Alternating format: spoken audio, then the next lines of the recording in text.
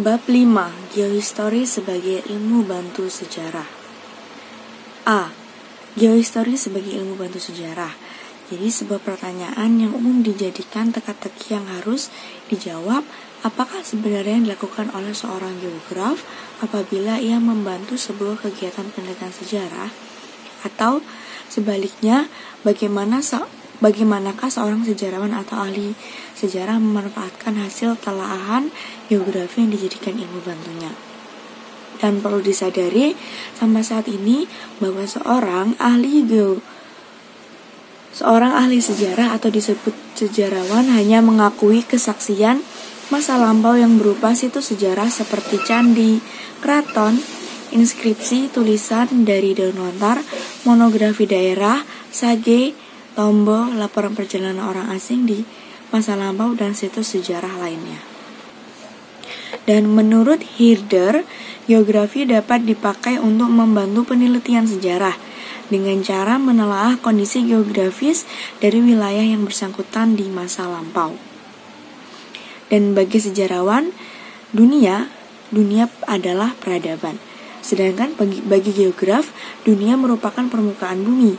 Geograf mempelajari masa lampau meliputi persebaran suatu gejala manusiawi seperti agama, dialek, dan kekuasaan, dan masalah-masalah yang menyangkut lokasi atau letak kerajaan kuno.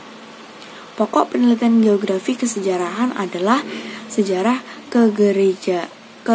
kegerejaan atau keagamaan, pemerintahan, sosial ekonomi, dan arkeologi daerah. B. Iklim, morfologi bumi, dan posisi geografis diperlukan dalam sejarah. Ilmu sejarah dalam kerjanya harus memperhitungkan unsur waktu dan ruang. Dengan demikian, melalui pendekatan dan mendalami pengetahuan geografi, maka para sejarawan dapat mendalami latar belakang geografi dari peristiwa sejarah. Ada 3 yang penting sebagai faktor geografi adalah: yang pertama faktor posisi, kedua faktor iklim, dan ketiga adalah faktor morfologi bumi. Ketiga faktor tersebut tidaklah menjadikan penentu atau hal yang menentukan manusia menjadi agent of change, sebagaimana ilustrasi William L. Thomas.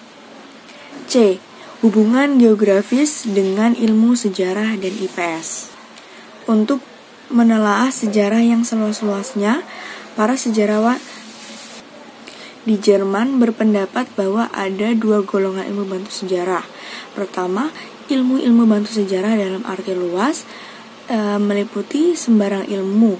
Sejauh ilmu ini dapat bermanfaat seperti biologi lautan, teknik, antropologi fisik, dan budaya, matematik, numismatik, ekonomi, filsafat, germanistik, dan seterusnya. Kedua, ilmu bantu sejarah yang khusus, di mana amat dibutuhkan oleh para sejarawan, sehingga mau tak mau seorang sejarawan harus memperhatikannya dan mendalaminya sendiri. Perinciannya meliputi geografi kesejarahan, kronologi, genealogi, ilmu sumber, paleografi, ilmu prasasti, dan akta heraldik. Kemudian ada stratigrafistik, yaitu stempel dan dokumentasi, serta numismatik. Dan geografi sejarah adalah studi tentang manusia, fisik, fiksi geografi, teoritis, dan nyata dari masa lampau. Dan pada studi geografi, metodologi dengan menggunakan dimensi urutan waktu atau dimensi sejarah dikenal sebagai pendekatan historis atau pendekatan kronologi. Dengan menerapkan pendekatan historis atau suatu gejala atau suatu masalah pada ruang tertentu, kita dapat mengkaji perkembangannya dan dapat pula melakukan prediksi proses gejala atau masalah tadi pada masa-masa yang akan datang. Dalam melihat IPS secara utuh dan kesatuan, Daljoni ini mengistilahkan segitiga, yaitu waktu, ruang, dan hidup, di mana ia menyatakan bahwa dapat pula kita melihat keseluruhan IPS sebagai sarana pendidikan yang memaparkan manusia di dalam segitiga waktu, ruang, hidup, sebagaimana dilakukan oleh studi sejarah. Dan gabungan ekonomi, sosiologi, antropologi, tata negara.